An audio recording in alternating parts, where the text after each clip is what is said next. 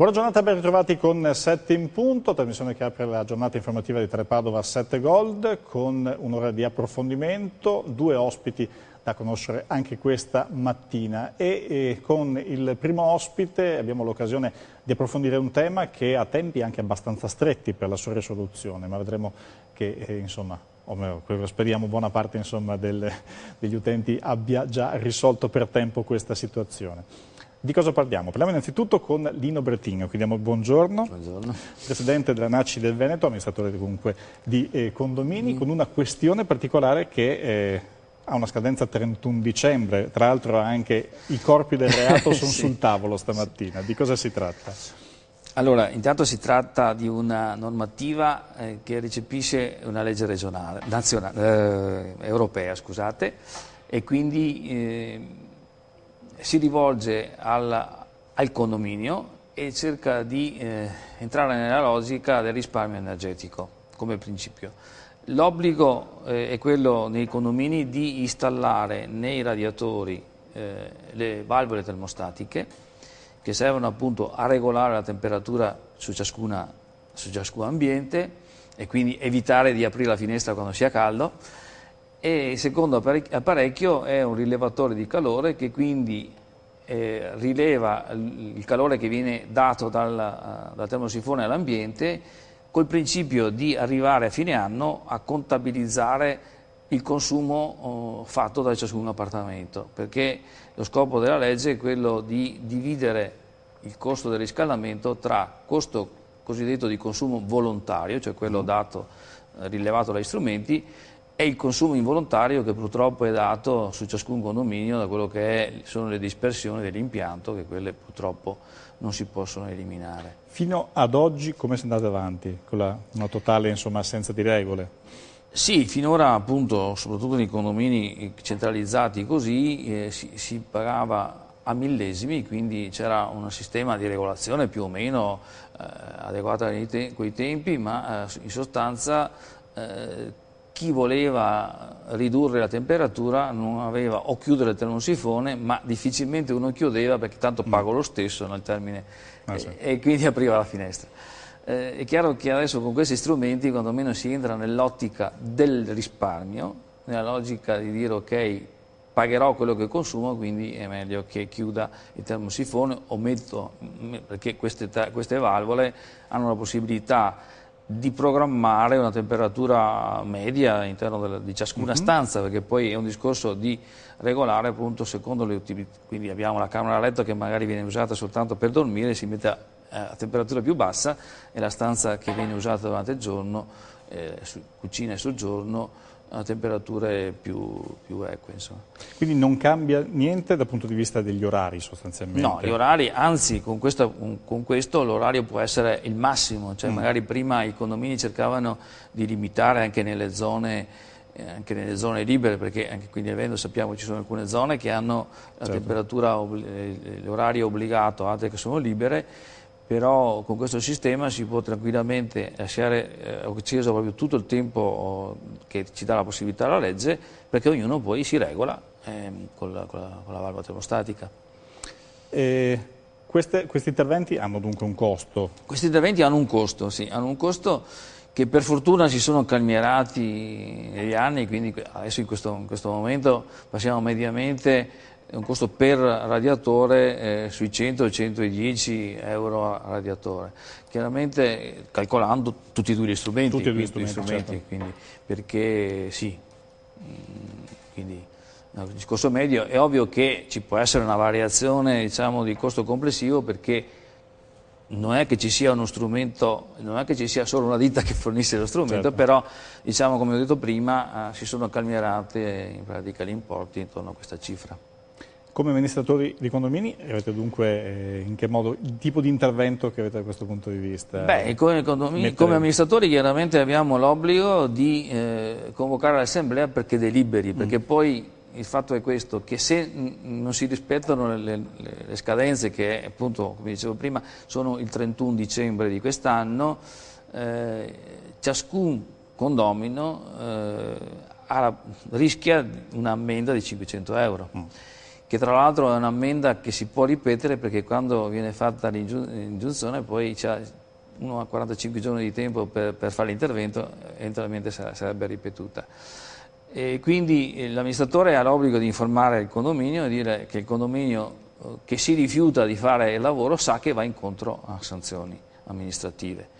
Importante è fare la delibera a favore, anche se, se siamo arrivati in questi ultimi mesi, quindi abbiamo aspettato per fare queste delibere, magari non c'è la possibilità di fare i lavori subito, perché le apparecchiature non è che siano tante sul mercato, però quantomeno siamo a posto, diciamo, come delibera nei confronti della legge, e quindi se magari viene fatto con qualche piccolo ritardo non ci dovrebbero essere problemi. L'importante intanto è con la carta che di dire ok, il condominio ha accettato e fa, questo è importante, perché se c'è invece, come dicevo prima, una delibera contraria, è abbastanza certo anche perché il controllo viene fatto a tavolino, perché da alcuni anni sono stati inseriti diciamo, la database di tutte le centrali termiche, quindi si può verificare a tavolino se il condominio sia adeguato, perché quando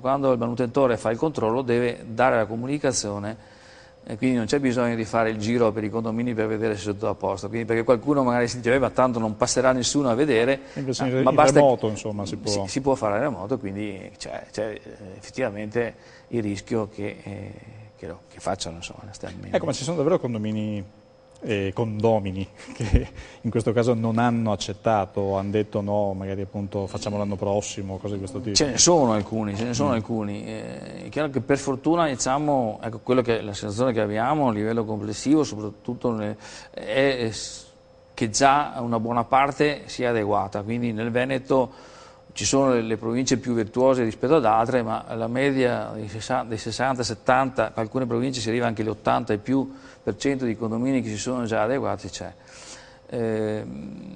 E qui è ovvio che se si è partiti per tempo, perché come associazione noi sono alcuni anni che battiamo sul discorso del risparmio energetico, quindi in particolare per esempio la provincia di Padova, le province di Treviso e di Vicenza e di Belluno hanno iniziato ancora nel 2007-2008 a fare gli interventi, quindi adesso sono gli ultimi che sono rimasti, quindi non c'è grosso problema, insomma, ecco. Altre magari. È una buona percentuale comunque. Una buona percentuale, mediamente, sì, non è che ci siano.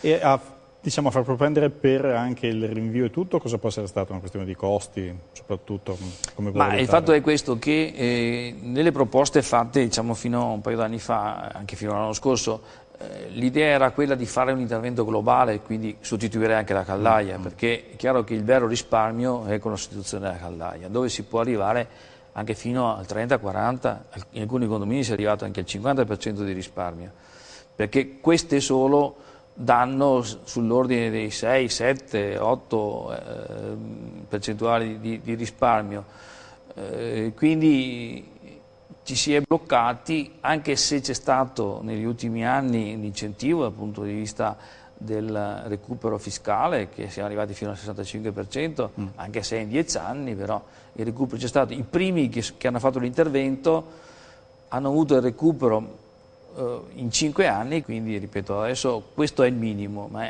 credo che comunque sia importante, almeno nei condomini dove non hanno fatto nulla, cominciare a ragionare sul risparmio, magari nel prossimo futuro, visto che sembra che tra l'altro nella prossima finanziaria ci sia un'ulteriore incentivazione al discorso del risparmio, almeno dalle notizie che abbiamo, si dovrebbe arrivare addirittura a percentuali più alti di recupero fiscale se si fanno degli investimenti importanti anche a livello per esempio di cappotto e quant'altro, che chiaramente in questo caso i risparmi salirebbero di qualche decina di percentuale, molto, molto di più, insomma. Che sono dei lavori soprattutto che servono a tanti condomini costruiti in buona parte appunto al momento del boom anche edilizio, quindi che cominciano ad avere la loro età, la loro mezza età si direbbe, se fossero appunto persone, e che quindi hanno bisogno di tanti interventi. Si possono, e da questo punto di vista allarghiamo un po' anche l'orizzonte, vi sentite fare richieste per capire se si può passare anche a aumentare la classe energetica e tutto? Questi consentono di aumentare, queste no, però La sostituzione della caldaia, sì, per esempio, il cappotto ovviamente ancora di più.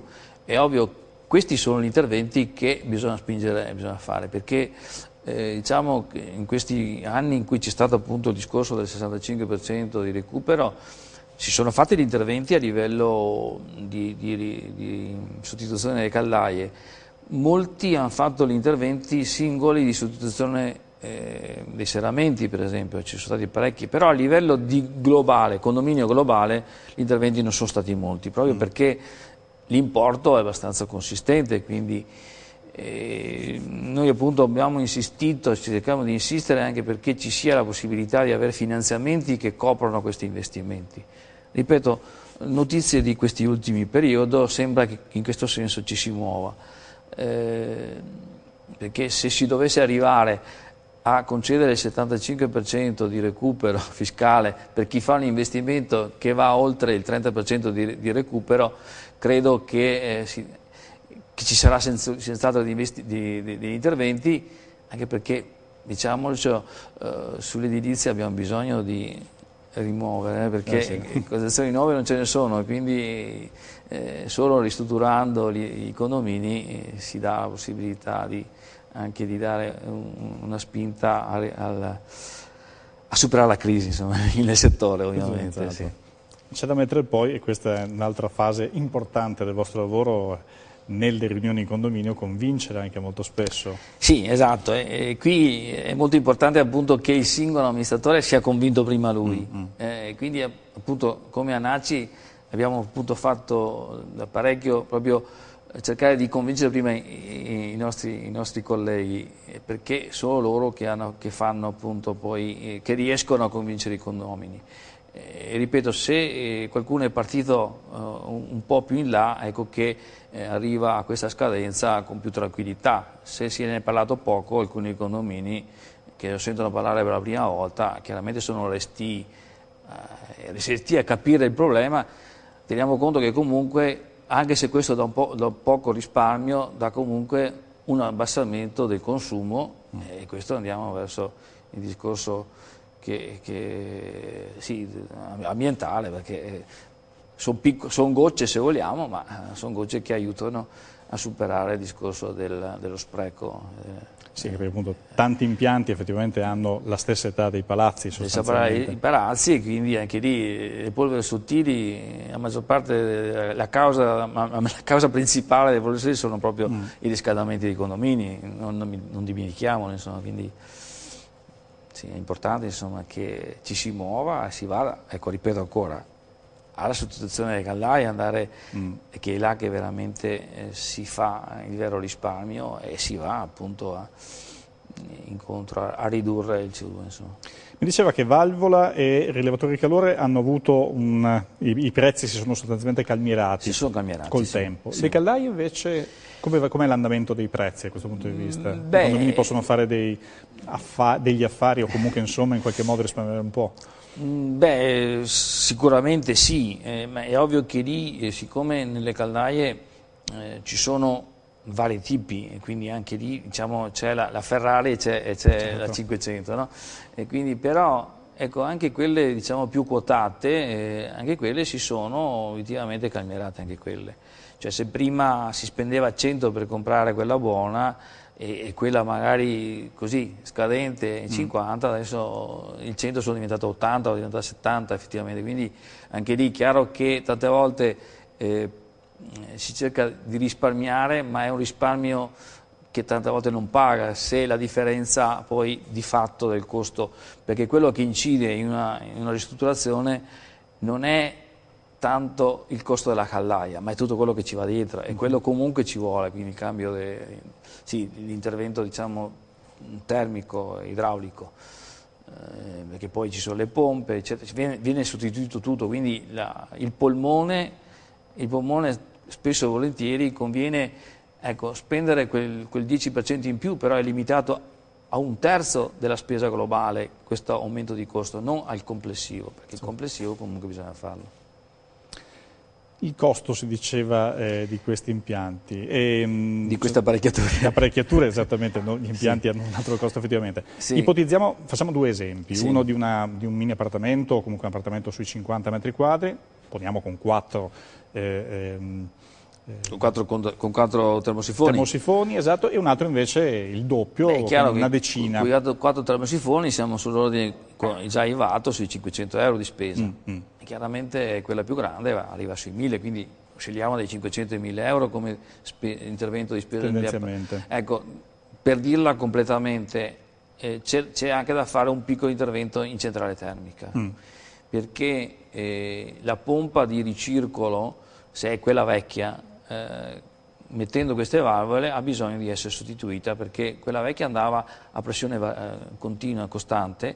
Adesso, avendo la possibilità di chiudere in tutto o in parte l'impianto, la pompa deve adeguarsi a queste nuove necessità, quindi ci sarà bisogno anche di quella. Ma è chiaro che l'incidenza di quella non si può dire, nel senso che dipende dalla grandezza del condominio, perché la pompa è unica, se sono in pochi, se la devono dividere in pochi, se sono in un numero consistente, allora l'incidenza è abbastanza contenuta, insomma. Ecco, una spesa prevista come questa, nel senso che va richiesta ai condomini, va fatta votare e poi appunto applicata, tendenzialmente richiede poi un pagamento in una rata unica e abbastanza immediata, o c'è modo di programmare anche una spesa? Allora, la legge 220 che ha modificato le regole del condominio, siccome è un intervento straordinario, obbliga l'amministratore ad avere i soldi prima di iniziare a fare i lavori.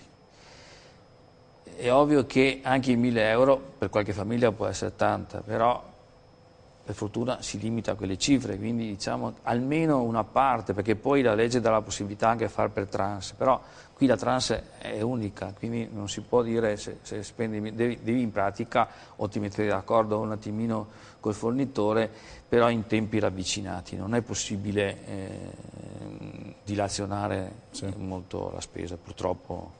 Così. C'è questo obbligo, insomma, questo obbligo bisogna pensare che entro dicembre bisogna, anche perché tra l'altro poi anche su questo c'è il recupero del 50%, e quindi la fattura deve essere pagata entro la fine dell'anno, altrimenti l'anno prossimo non scarichi la quota di detrazione. Ecco, quindi diceva che un 20% più o meno dei condomini associati non ha ancora provveduto tendenzialmente. Almeno quelle che sono, cioè in questo momento è chiaro che adesso non siamo in grado di dire quanti, ecco, come dicevo prima, hanno già deliberato e che quindi magari per il 31 sono comunque insomma in regola. Ecco. In regola. Adesso è quello che tiriamo un po' le somme appunto su quello che in questo momento sono già a posto. Ecco, ma per quelli che non sono a posto, era questa la domanda che volevo farle, è voi a questo punto insistete sostanzialmente dicendo dovete fare un'assemblea per forza entro il prossimo mese, dovete... Beh, è chiaro che il nostro impegno è quello di fare l'assemblea. Dopo, se l'assemblea non decide a favore, è colpa dell'assemblea. Ecco, diciamo che almeno su questo fronte la responsabilità dell'amministratore non c'è, nel senso che non ci sono responsabilità penali, solo amministrative, quindi la multa ricade sul singolo, insomma, non sull'amministratore. Ecco, magari in altre circostanze, con altre problematiche, il discorso sarebbe ben diverso. Quindi nel minuto che ci manca prima della prima pausa, questo sostanzialmente il consiglio che si può dare in questo momento a chi ancora non ha provveduto è quello di attenzione che manca poco a fine anno. Manca poco, ecco appunto, siccome il costo medio non è tantissimo superiore al rischio della multa, io dico facciamolo. Sì, è il caso effettivamente. Sì, è il caso, insomma, perché rischiare 500, insomma, quando più o meno con qualcosa in più, magari mediamente fai il lavoro, conviene decidere di farlo, insomma. Certamente. E i vantaggi, come in parte accennato poco fa, ma ne riprenderemo tra poco anche, ci sono. A tra poco dunque, nella seconda parte, con la chiacchierata con Lino Bertin, presidente ANACI Veneto. Tra poco.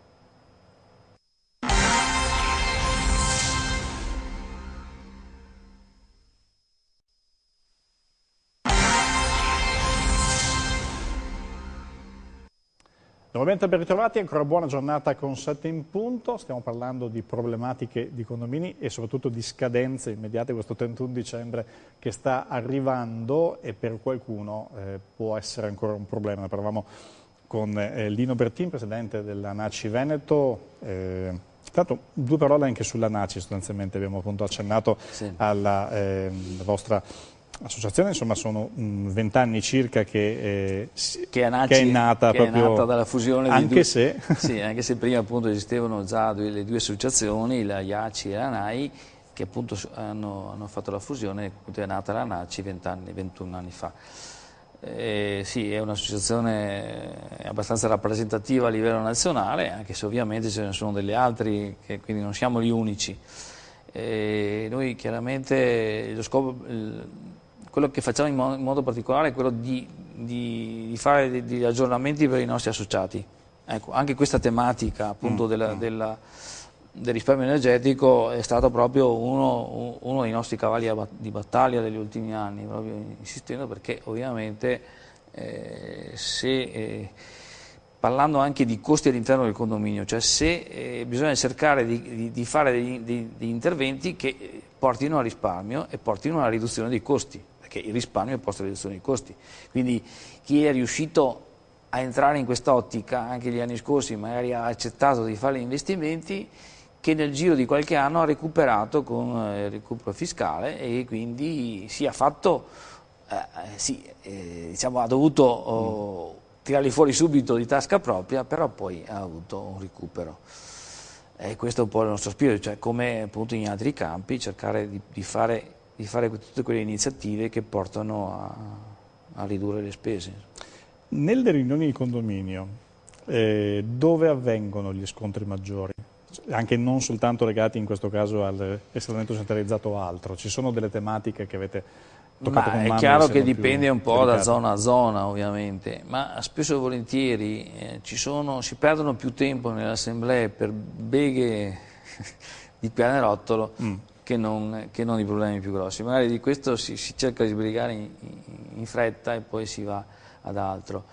È chiaro che uno dei problemi che anche qui per fortuna non è generalizzato, ma il discorso del fatto che ci sono gente morosa che aumenta è una cosa che purtroppo c'è, ripeto, in alcune zone in particolare, e quindi ci si scontra contro il fatto che non c'è liquidità di cassa e quindi si cerca di fare il minimo indispensabile anche nei servizi, perché poi anche il recupero diciamo, dei crediti non è facile e non è immediato, anche che spesso magari si trova ad avere quantità di morosità abbastanza alte e si scopre che non si può mettere all'asta l'appartamento perché è già pignorato dalla banca che supera già l'eventuale costo di vendita, perché sappiamo benissimo che quando vengono venduti all'asta gli appartamenti vengono svenduti, quindi i soldi che vengono incassati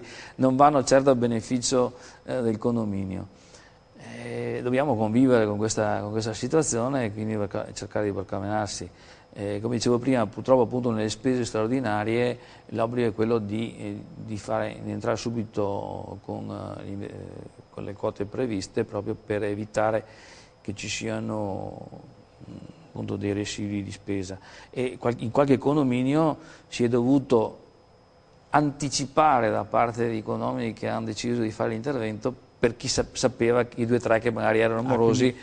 Comunque hanno dovuto, insomma, hanno diviso le quote. La necessità è quella, perché se si vuole fare l'intervento bisogna per forza, è un'anticipazione ovviamente. Costa meno di una multa successiva. Ecco, tante volte appunto bisogna fare costi-benefici, quindi anche qua bisogna cercare insomma volta per volta di fare la scelta più oculata. Insomma. Ecco, ad esempio, soprattutto legato al riscaldamento, quando ci sono morosità anche importanti, in condomini come questi che molto spesso quindi non hanno automaticamente l'acqua calda e tutto, voi potete agire anche in altre mode, bloccando, riducendo gli orari, come potete... Purtroppo non possiamo, anche se la legge ti dice ma i morosi potresti, cioè, se puoi differenziare il servizio, ma per esempio quando non ci sono questi, il riscaldamento va per tutti. Non è che puoi andare a sigillare un termosifone. E quindi di fatto ecco, è chiaro che anche l'installazione di questi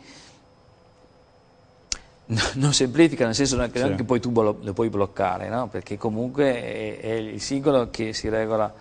Ci sono alcuni sistemi che sarebbero appunto centralizzati, tu vai a verificare quelle valvole avrebbero un comando telematica, però quelli i costi non sono più 100 al radiatore. Non è di poco. Non è di poco. Però manualmente, diciamo, con queste valvole, perché adesso alla fine ricapitoliamo la lezione all'inizio. Sostanzialmente ci sono questi due apparecchi, c'è appunto la valvola innanzitutto che ha un regolatore che va da 0 a 5, sì. Quindi sostanzialmente a 0 si può portare, se uno volesse, ipotesi per risparmiare al massimo, sì. Ipotesi assurda, tenere spento tutto l'inverno potrebbe teoricamente. Sì, perché il discorso, dicevo prima, ogni stanza ce l'ha, quindi se io una stanza io non la uso, quindi tante volte succede che magari uno si trova ad avere l'appartamento grande e magari è rimasto da solo e quindi può dire ok, tengo a temperatura discreta le stanze che uso e l'altra la metto al minimo. Ecco, con questo sistema si questo può. È possibile. È possibile, sì. Quindi questo viene applicato a lato del termosifone. Sì. E si può regolare dunque. Questo in pratica si regola, lui in pratica sente la temperatura a latere della cosa, quindi se raggiunge la temperatura il bulbo si chiude e l'acqua si blocca, insomma. E si diceva invece il rilevatore di calore, questo è appunto l'altro elemento. Misuratore. Sì. Però di calore, diciamo. No, rileva, misura, insomma, comunque il sistema è quello, insomma. E questo dunque in casa permette di vedere i consumi. Sì. Ma c'è anche un controllo remoto, diceva. Sì, questo è un controllo, questo qui viene letto, diciamo, a distanza, non è che uno deve entrare dentro un appartamento per fare la lettura, ognuno chiaramente premendo vede il suo consumo, ma dipende poi qual è la casa con cui si fa il contratto, c'è comunque una centralina sulla zona della centrale termica che rileva tutti i consumi, quindi ci ha la tabulazione, diciamo, di tutti i consumi. Quindi con questi non passano più i signori del gas, diciamo, a controllare il controllo? C'è già appunto tutto. C'è già una rilevazione, sì. Al di fuori dell'appartamento, insomma, cioè non c'è necessità di entrare dentro. Quindi da un certo punto di vista anche gli stessi residenti possono avere un'idea di quella che è la bolletta che man mano. Ma è chiaro che poi la tabulazione viene fatta a fine gestione, ovviamente, quindi non è che si possa fare durante l'anno. Durante l'anno uno può controllarsi visibilmente, può vedere quanto è il suo consumo, quindi può farsi un controllo periodico. La rilevazione alla fine è tabulato perché poi queste apparecchiature diciamo, danno una lettura, ma quella lettura poi viene rapportata alla grandezza del radiatore, quindi c'è il K di trasformazione che quindi dà sommatoria di valori che poi hanno un valore unico di suddivisione per tutti. Insomma. 2 minuti ai saluti, quindi per capire l'appartamento piccolo che dicevamo prima, che ha 4 radiatori, che spende sui 500 euro. Sono 500 euro spesi, ma un po' ritorna anche sostanzialmente. Un po' ritorna sicuramente, perché sì, ripeto, nel massimo dei risparmi si può arrivare al 10%, se uno appunto, ovviamente anche dipende poi dall'utilizzo che uno fa dell'appartamento, perché se è spesso via chiaramente magari può arrivare anche al 10% del risparmio. Chi ci abita ovviamente risparmierà meno, ma un risparmio sicuramente ci sarà, sicuramente perché appunto non si aprirà più la finestra, questo in pratica nelle assemblee centralizzate si dice ma non occorre che apriate le finestre, eventualmente chiudete il termosifone, ma ti rispondono ma tanto pago lo stesso, no? Ecco, allora, adesso non più, quindi si spera che appunto si entri nell'ottica del risparmio. Ultimo dettaglio, i tecnici in casa quanto tempo devono lavorare per applicare questi due? Un'oretta per radiatore, insomma. Quindi una mattinata ti sistema un appartamento, insomma. Quindi insomma una cosa anche abbastanza rapida, insomma veloce, senza dover poi fare opere murarie né niente. No, nessuna opera muraria, appunto perché viene scaricato l'impianto, quindi poi viene tolto il termosifone, messa la valvola e rimesso sul termosifone, quindi è una roba abbastanza veloce, insomma, un intervento abbastanza veloce. Grazie dunque a Lino Bertin, presidente della NACI Veneto. Chi non l'avesse ancora fatto, 31 dicembre, almeno votatelo. Almeno votatelo. Esatto, in assemblea questo è importante perché appunto c'è questa regola comunitaria oltretutto da ottemperare. Certo. Grazie dunque, buona giornata. Grazie a voi. Con noi tra poco ci rivediamo qui a 7 in punto.